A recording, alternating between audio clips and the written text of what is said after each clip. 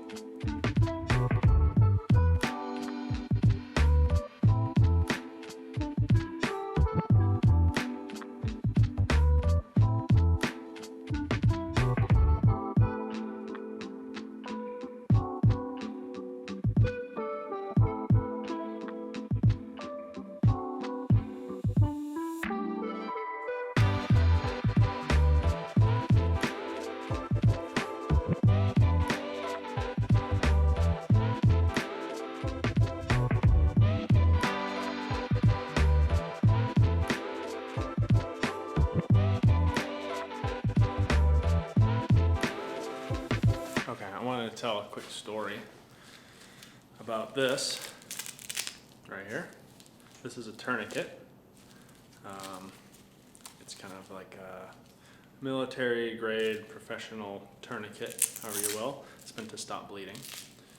Essentially, how you use it is you unstrap the Velcro, put it on someone's arm or leg that is bleeding. It's a double-sided Velcro, so it'll stick to itself.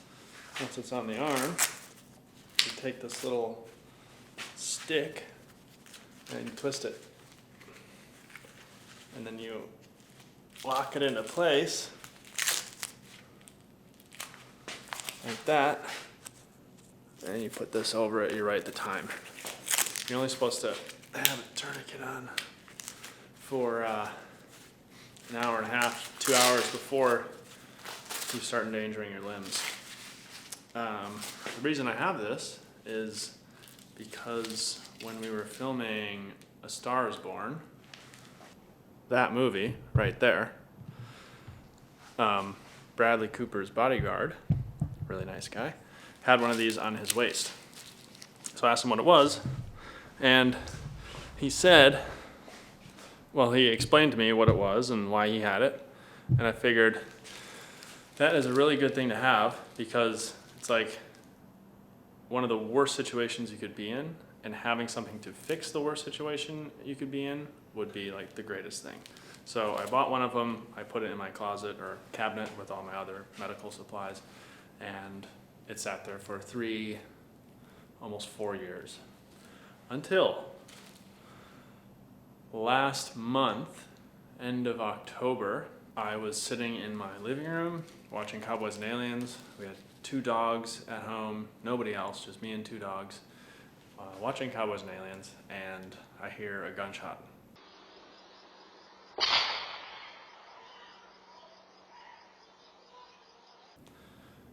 Very close. It sounded like it was just outside my window and maybe 2 houses down. And at first my mind was like, oh, that was probably a car backfire or something, but it sounded different. It was only one, and then I heard some yelling and screaming, and I thought, oh, the car backfired, and it was really close to them, and they're scared. And then very quickly my mind was like, well, it could have been a drive-by shooting, which in Burbank, that stuff just doesn't happen. It's a very safe area. So then my mind was like, maybe drive-by shooting, and my instinct was to get up and go outside and see what was going on. So I went outside. It was night. It was about 10:50, and I went outside, kind of peered around the corner of my house to where the shot came from, and I could hear this yelling still, and the yelling was moving around, like someone was running around and yelling for help. Or actually, I don't remember what they were saying, but it was frantic yelling. So at that moment, I decided to call 911, go back inside.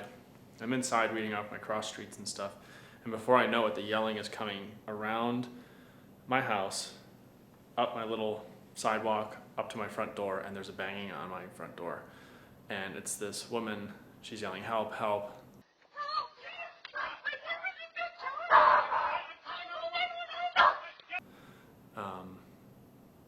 My boyfriend's been shot and all this. So I go to the door, very slowly open it, because I don't know what's going on, if there's somebody with a gun or not.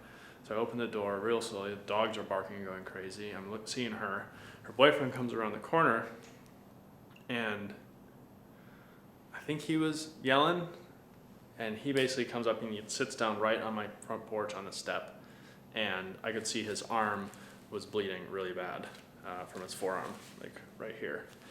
And she's yelling, I'm closing the door, still on the phone with the cops, my phone's kind of in my shoulder, trying to talk them through what's happening while talking to her and getting the dogs away. I open the door again, and she's like, do something, which to that I'm like, what do you do? And slowly I remember that I had one of these in my cabinet. So it was dark in my house. I run through my house, still phone in my shoulder, go to the cabinet, reach up, bam, I grab it right away, because I don't know, it was placed like right in the center, like for easy access or whatever. I don't think I was thinking about that. It was just easily accessible.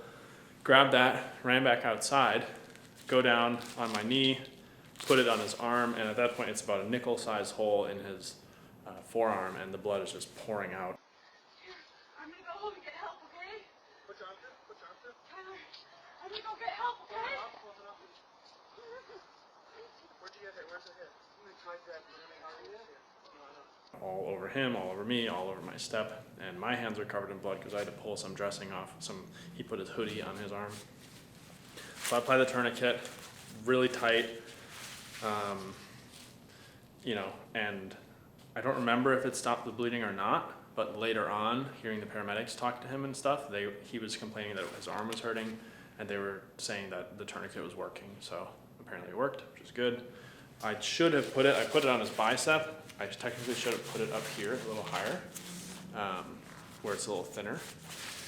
And so yeah, I put the tourniquet on him, and at that time the sirens were starting to come from the distance, a lot of them, because that's a kind of a big deal in Burbank to have a gunshot or gun violence at all.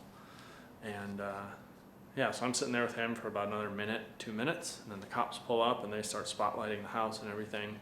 And I don't want to be mistaken, so I put my hands up and I kind of go out in my front yard. And they're telling me, you know, instructing me to kind of walk towards them. So I'm walking towards them like this, blood all over my hands.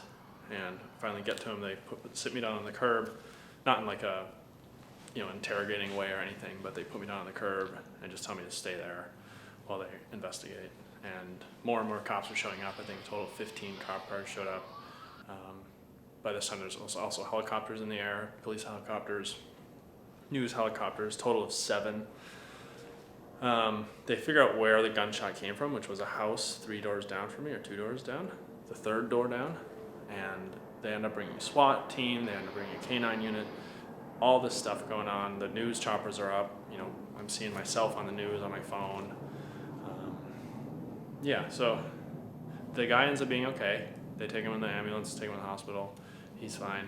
My neighbor, who turned out he was on parole for assault with a deadly weapon, he's going to jail. His dad, who helped him escape, I guess, or his mom, is probably also going to go to jail for a little bit, but it's been pretty calm since then. So yeah, I don't know, I felt like I should tell that story, and to why I have one of these in my shop, at my house, and in both of my cars, because you never know. You can get on my Amazon, they're like $12 maybe, and you could save someone's life. So tourniquets, go get one. That's it, that's the story. The focus tracking on the FX3 is amazing, by the way, as you can tell, maybe. I've tapped my eye, so it's focusing right there.